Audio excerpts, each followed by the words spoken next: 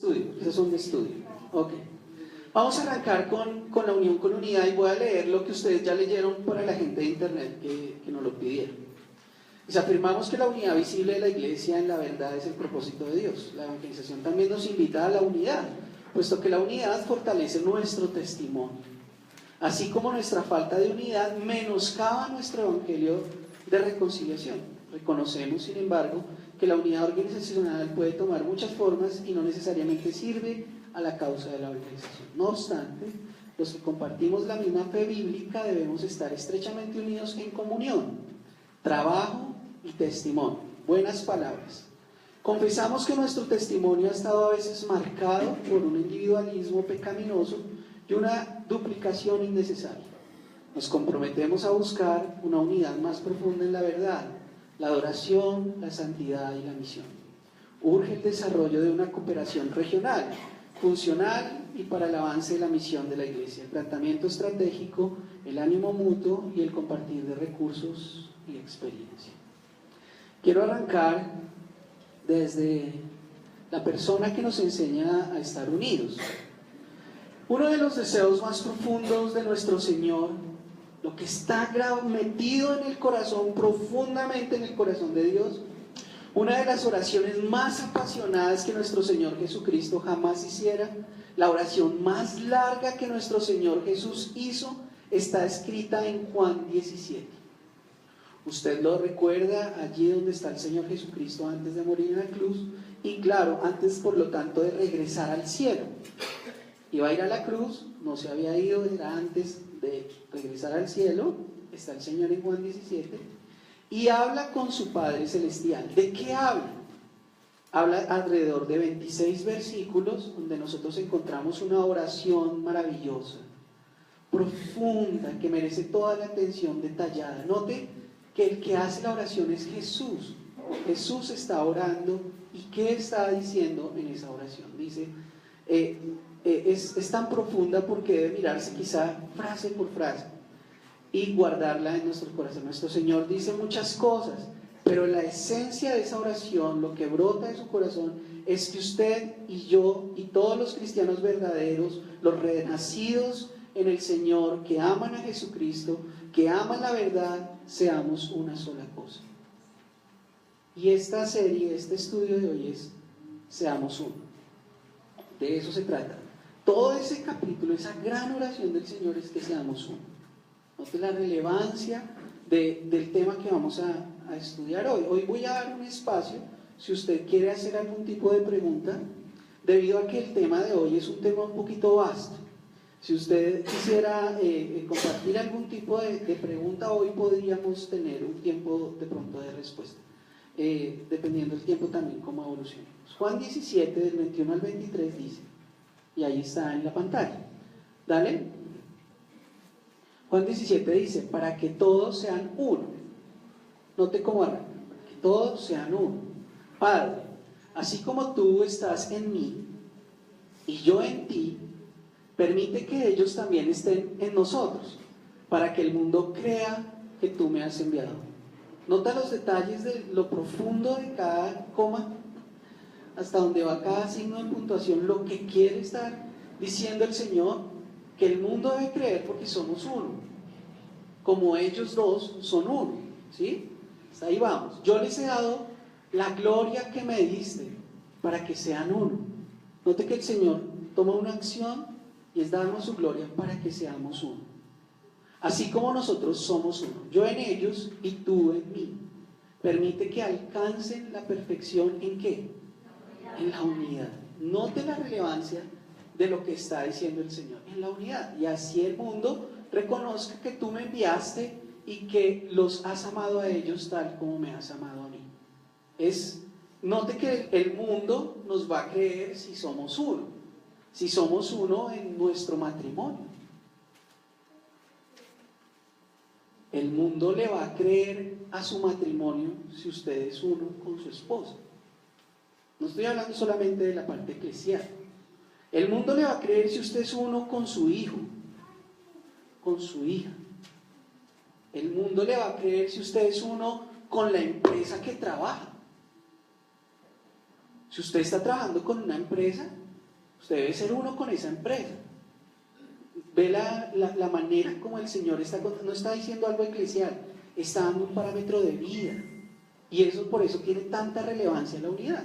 Dice también en Juan 13, 34 y 35, ese no está ahí, dice: este mandamiento nuevo les doy, que se amen los unos a los otros, así como yo los he amado. También ustedes deben amarse los unos a los otros. De este modo todos sabrán que son mis discípulos. ¿Qué pasa? Si se aman los unos a los otros. Note que él da como un fruto de ese árbol. Dice, este árbol es el árbol del amor, y en este árbol debemos entender que la rama más importante se llama unidad en el criterio. Ahí está la manera como lo está diciendo. Los discípulos se les iba a creer porque se amaban los unos a los otros. Y es que sin duda no amar mata. Cuando no amamos, matamos. Debemos amar a la iglesia, a los hermanos, a la empresa, a la iglesia, a los hermanos, a todos. Él se mata cuando no se ama, cuando se pierde el gozo, cuando se pierde la vida victoriosa. Muchos pierden el sentido de la utilidad cuando no son amados, cuando no se está en unidad. Se cansa, ¿no? Eso cansa, la desunidad fatiga. Este párrafo tiene mucho contenido y lo vamos a analizar. El párrafo de lo que leímos acerca de la unidad es algo que vamos a analizar en 4 partes. Vamos a estudiar 4 partes. Vamos a esta primera parte, la 1, que es, ahí para que lo completen, unión y unidad. Note que el tema que estamos estudiando es unión con unidad, ¿sí? Son palabras totalmente diferentes y ahorita las voy a explicar, obviamente, porque de eso se trata esta clase. Unión y unidad. Vamos a mirar. Recordemos que hoy hablaremos de un principio bíblico inmutable, porque radica en Jesús y en Dios. Dios es uno con el Padre, Jesús es uno con el Padre y uno con el Espíritu. Entonces vamos a hablar algo que es una característica profunda del mismo Dios, por eso es tan vasto. Es algo infalible y se pueden aplicar en todo tiempo estos conceptos, tanto de unión como en unidad. Hoy hablaremos del principio de unión con unidad, que se refiere a la naturaleza de Dios, que es indivisible. Dios no se divide porque ellos 3 son uno y no hay división en ellos. Dios es 3 personas que viven en una unidad perfecta. Este principio posee un orden en el que primero debemos tener unidad interna y luego unión externa. Cuidado ahí con esos 2 términos, la unidad interna y la unión externa, que es muy relevante. ¿Por qué necesitamos tener una unión interna? Esto es porque no podemos buscar tener unión con otros cuando en nuestro interior hay desorden entre lo que pensamos, decimos y hacemos. Como cristianos debemos buscar caminar en una vida interna con nuestras acciones, palabras y pensamientos. Esto nos lleva a la integridad. Hay una relación entre la unidad y la integridad, que es de lo que hablaremos. Y aquí quiero tocar un ejemplo para que me entiendan este contenido tan vasto. Y fue el ejemplo que alguna vez nos dio el pastor, o que lo vamos a trabajar con Juanito. Juanito, están todos sentados. Aquí está Juanito, y Juanito dice, yo no me quiero sentar. Entonces la profe Andreita le dice, siéntate, Juanito. Entonces Juanito dice, no, yo no me quiero sentar. Pero Juanito, todos están sentados y es el momento de estar sentados. No, yo no me quiero sentar. Entonces Andrea dice, pues si no te sientas, te dejo sin descanso. Entonces Juanito se sienta y le dice, yo estoy sentado, pero por dentro estoy parado. Esa es la diferencia entre unión y unidad. ¿Me entienden? La unidad es que Juanito, que está sentado, crea en su interior que no debe estar parado. ¿Me entienden? Y la unión es que esté sentado con todos. ¿Sí me hago entender? La unidad tiene que ver con el concepto interior, lo que yo pienso adentro. Y la unión tiene que ver con la forma como me comporto con los demás, cuando ya estoy aquí en un grupo general. Entonces, Juanito, aunque estaba sentado, no estaba en unidad, estaba en unión. ¿Se da cuenta? Y es que las personas en un hogar pueden estar en unión y no en unidad. Usted puede estar conviviendo día a día con su esposo y hace mucho rato haber cerrado su corazón a la unidad. Usted está en unión porque usted tiene que llevar la vida, porque usted tiene que caminar, y ya están los niños, tengo una responsabilidad, yo puedo vivir así toda la vida hasta que me muera, en unión, pero no en unidad. La unidad tiene que ver con la situación interior de mi corazón. Yo puedo renunciar a mi hijo, yo puedo renunciar a mi hija, yo puedo estar trabajando en una empresa y estar amargado y vivir amargado con lo que estoy haciendo, porque yo no me uno a la empresa, no estoy en unidad con la empresa, estoy en unión con mis compañeros haciendo una labor por la que me pagan y me toca vivir, pero no estoy en eso. Yo puedo estar en un equipo de fútbol donde lo que pasa es con los jugadores, ¿no? Yo estoy jugando, pero adentro no estoy siendo parte del equipo. Juego porque me pagan por eso. Y estoy ahí en unión, porque tenemos que jugar, salir a la cancha y hacerlo. Diferente es cuando un equipo está, perdón por los del América, como dijeron anoche los de Millonarios. Dijeron anoche los de Millonarios salieron en unidad, porque querían ganarle al América. Y salieron con berraquera, con ganas, todo. Y Tina a los 8 minutos les metió en el primer gol. Entonces, la situación es en el corazón que hay. Usted puede estar viniendo a una comunidad como esta, y usted puede estar aquí inclusive, pero no estar en unidad con la iglesia. ¿Sí me entiende? Usted puede estar aquí, hacer cosas, pero no estar bajo el criterio de la unidad. ¿Me hago entender hasta ahí este primer punto de unión y unidad? Ok. Vamos a continuar entonces. Usamos mal el principio de unidad y unión, somos así. Hacemos lo que los demás hacen, pero internamente no estoy de acuerdo, eso rompe la unidad. Cuando usted no está allá adentro, conectado con los grupos de casa, cuando usted no está conectado con la visión de la iglesia, cuando no hace el devocional, cuando no se lee el versículo, cuando no está tratando de crecer en la vida, madurar en lo que la iglesia está queriendo dirigir, usted está en unión pero no está en unidad. ¿Entiende? Porque usted no ha entendido el espíritu de las cosas, usted no ha entendido la dimensión de lo que estamos buscando. Usted está en unión pero no en unidad. Y eso rompe la unidad de los demás, porque usted no cumple lo que debe hacer. ¿Entiende? En un mismo espíritu, sintiendo una misma cosa, todos debemos caminar. Y eso es una situación no fácil, sobre todo cuando se maneja en la iglesia.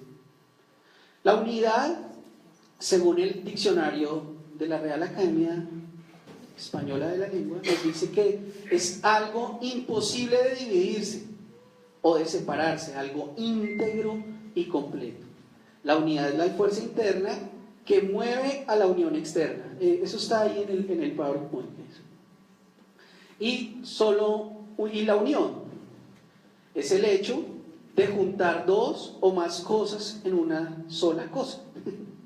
Es lo que podemos ver en el área externa de las relaciones familiares, del trabajo, de la pareja, de la amistad, de la iglesia, en fin, como esto es algo que es profundo de la esencia de Dios, es algo que se aplica a cualquier ambiente, Esas características, ¿cómo es que se dice eso?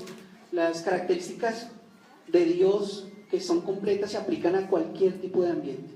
Y es que usted en cualquier tipo de ambiente puede estar en unión y no en unidad. Muchas veces podemos caer en el error de querer vivir solo en ese extremo y estar alrededor de estar buscando uniones de grupo, pero no unidad de espíritu. Creando actividades para estar juntos, promoviendo situaciones que muestren que no estamos separados, pero adentro del corazón usted está separado, no está en unidad.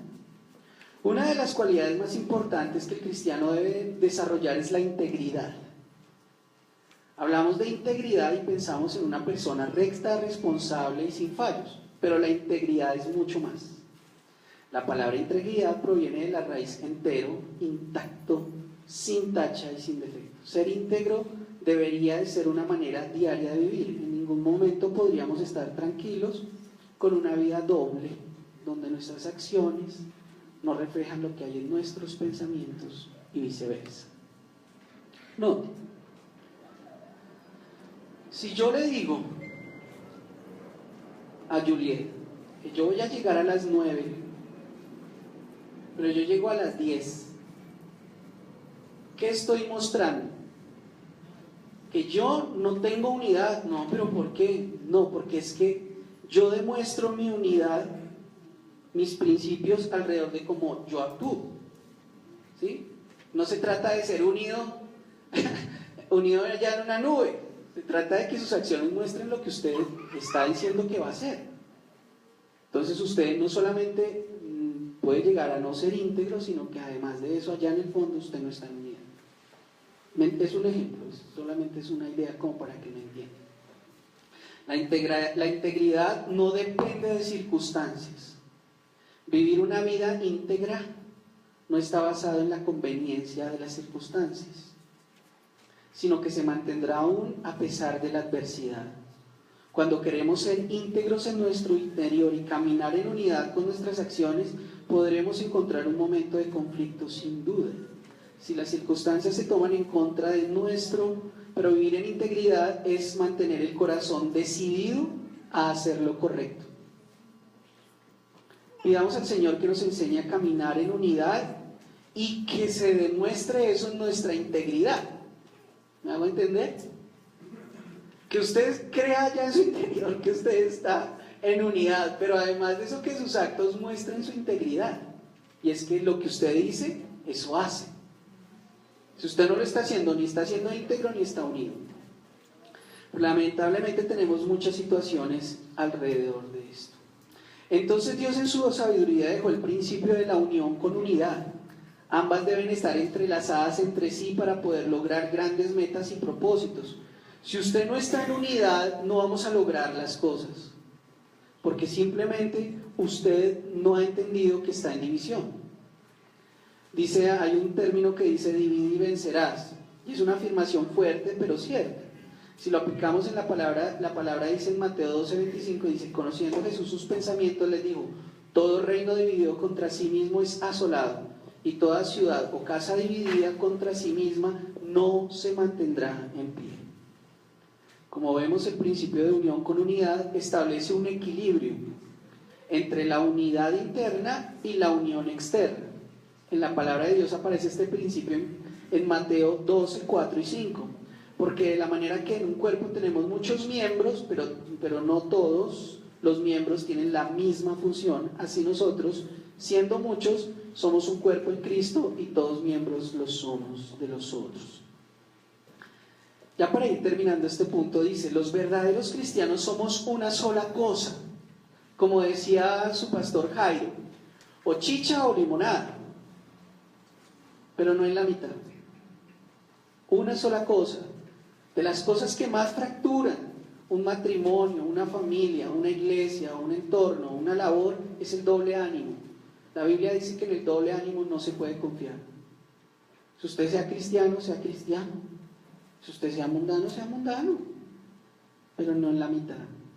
Eso daña a la iglesia, a la familia, a sus entornos, todo. O chicha o limonada. Hay que ser uno, blanco o negro, gris no. Los verdaderos cristianos somos una sola cosa. Una cosa que a mí me agrada mucho es que en América Latina los verdaderos cristianos nos tratamos como hermanos.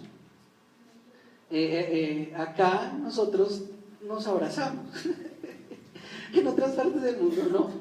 Acá se tratan con hermandad. Si usted llega a la casa, le gastan café y buscan atenderlo, y en la sala, y le dan arrocito con huevo y todo. Es una situación familiar, eso es bonito. Hay muchas partes del mundo donde no nos dejan entrar a la casa si usted llega a hacer visita.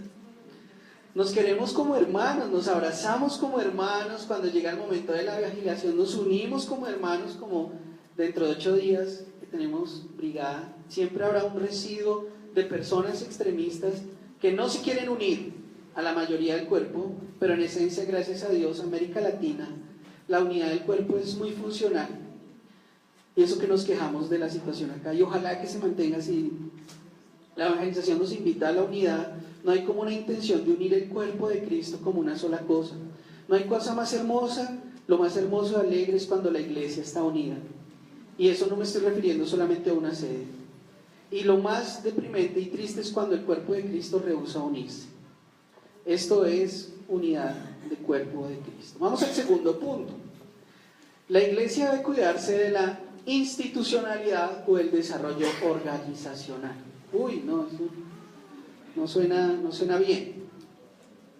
Parte de la situación de la institucionalidad es lo que, y quise traer un comparativo para que usted me pueda entender, ¿sí? O sea, voy a hacer un comparativo para que usted me pueda entender. Y voy a utilizar la Iglesia Católica. ¿Está bien? Para que usted me pueda entender. La Iglesia Católica es institucional. Y voy a tratar de explicarlo alrededor de la incoherencia horizontal y la incoherencia vertical, que son los dos ambientes del por qué no debemos ser institucionales. Dice, aquí hay una situación y es la imagen versus la realidad en la incoherencia horizontal. Y es la necesidad, por ejemplo, para hacerle cercano este margen de conceptos, es que nosotros, la Iglesia Cristiana Protestante, no tenemos papa. Nosotros no tenemos papa. La Iglesia Cristiana no tiene papa. ¿Su cabeza es quién? Cristo. Nosotros no tenemos una imagen, sea en una estatua o en una persona que represente nuestra cabeza, sino Cristo. Note, nosotros vivimos por fe, estamos aprendiendo eso. Y ellos están, en la Iglesia Católica coloca una persona para que la gente sienta que está cercano a Cristo, ¿me entiende? No tiene que ver con la forma como usted desarrolla su fe, sino que colocan a alguien o algo para que usted se le haga palpable, para que usted lo pueda tocar. Note que eso es incoherente, ¿me entiende? Por eso el Señor lo primero que dice es: no hagan imágenes, que su relación sea usted conmigo, sin intermediarios. El único que debe usted desarrollar su relación, como en el caso del Papa, es con Cristo. Cristo es nuestra cabeza, por eso es incoherente horizontalmente. Nosotros vivimos una sola cosa. Nosotros somos, como ya lo he dicho, nosotros tenemos un Padre y todos somos iguales. La iglesia es lineal, no es de estratos, no se institucionaliza.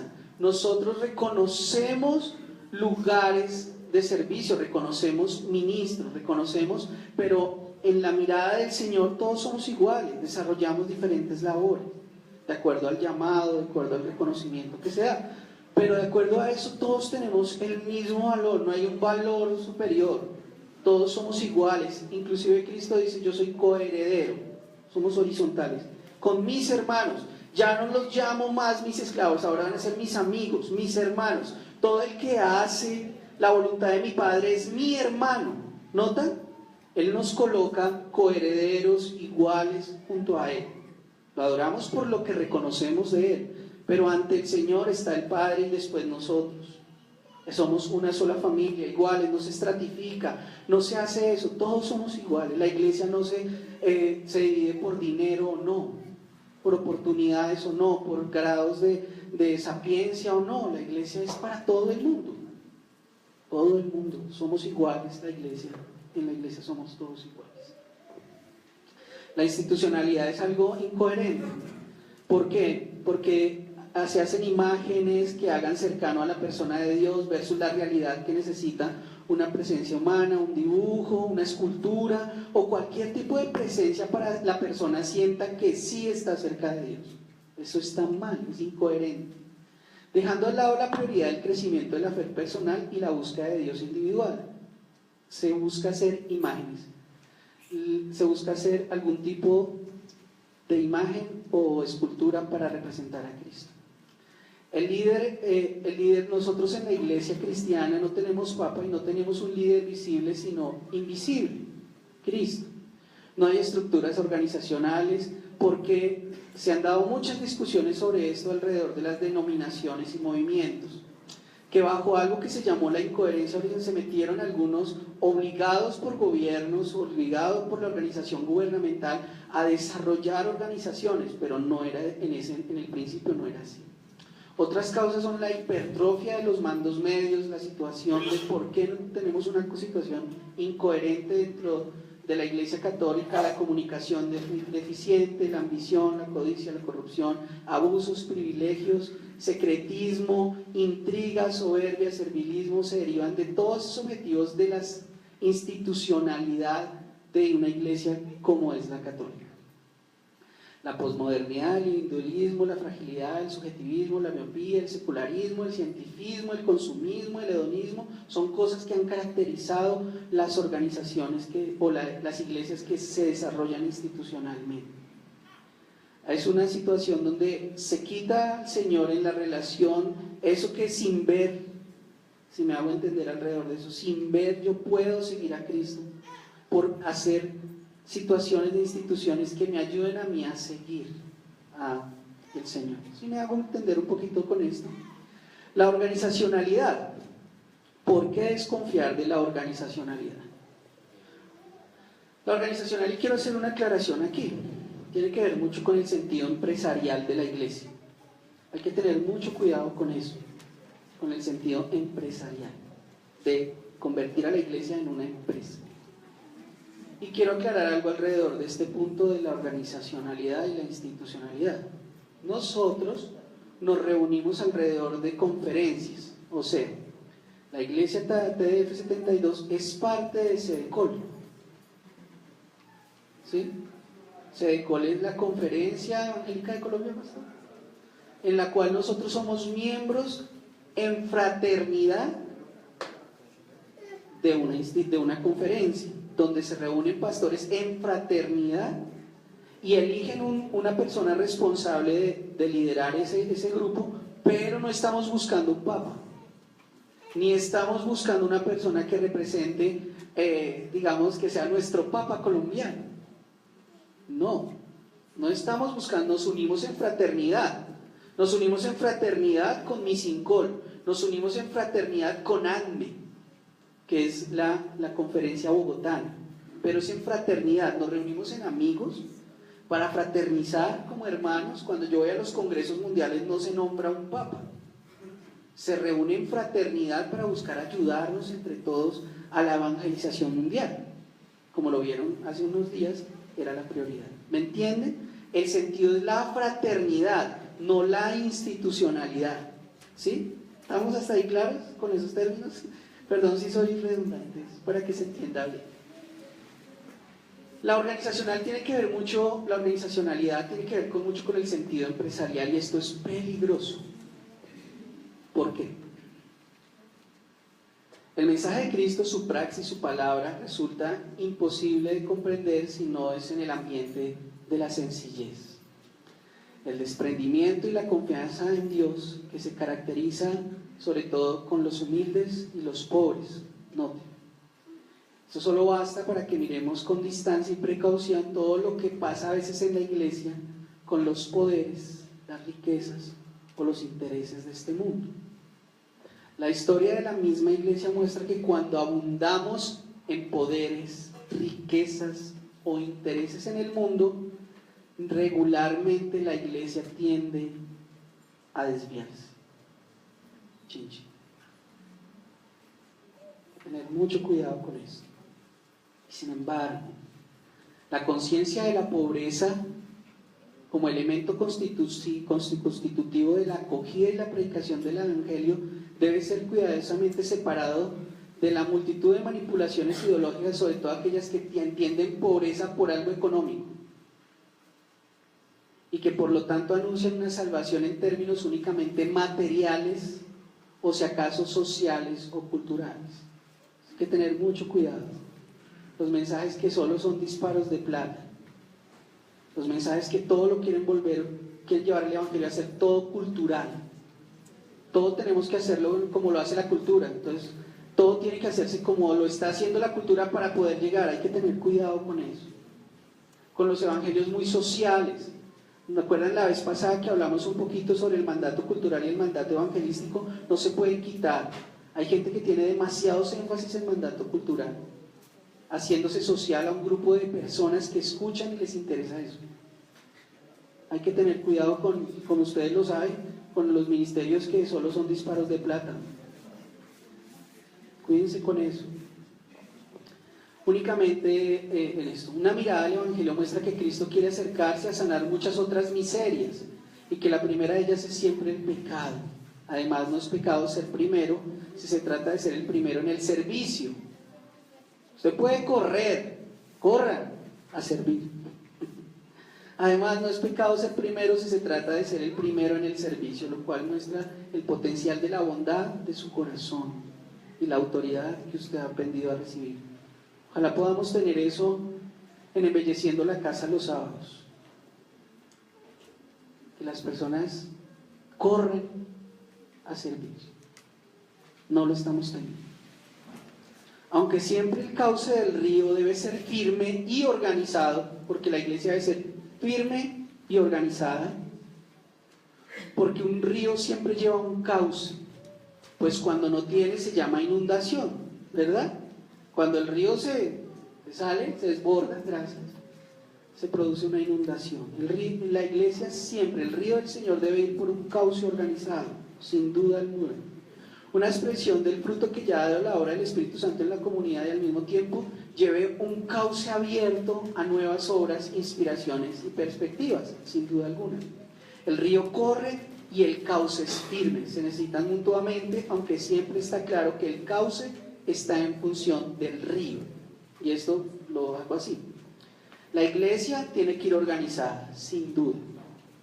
La iglesia tiene que saber a dónde llegar, cómo llegar, hasta dónde llegar, tiene que saber, tiene que encauzarse, pero el cauce no se acondiciona a las situaciones que nos dan el entorno, sino a lo que el Espíritu guía. El cauce se ajusta a lo que dice el río. ¿Entienden? ¿Hasta ahí? Más o menos. Se da una advertencia que nos cuidemos de esta unidad organizacional y yo quiero afirmar esa advertencia. Cuidado con pretender organizar todo el tiempo el pueblo de Dios en una maquinaria institucional. Puede ser peligroso. Esto no es una empresa, es un cuerpo. Siempre debe haber unidad, claro. Pero esto quiere decir que debemos organizarnos de una manera cuidadosa, sin llegar a cambiar nuestros principios. Tercero, ¿hay alguna duda sobre este punto? ¿Sobre la institucionalidad o la organizacionalidad? ¿No? ¿Todo bien? Sigamos. Se urge buscar la comunión los unos con los otros. Los que compartimos la misma fe bíblica debemos estar estrechamente unidos en comunión, trabajo y testimonio. Note, hay algunos que quieren solamente la comunión, solo quieren el cafecito, pero no quieren el trabajo y el testimonio. Note la relevancia de esos términos. Yo quiero estar con todos mis hermanos porque a mí me gusta estar y en familia y chévere, pero no quiero trabajar. Note que ahí no puede haber unidad. Debe haber unidad en comunión, en trabajo y en el testimonio. Yo quiero trabajar, pastor, y yo estoy unido a usted. Mire, yo le creo, pastor, me echo todos los devocionales de la semana, pero que me vaya a casar, no, pastor, yo todavía no me caso porque es el testimonio. ¿Sí me entiende?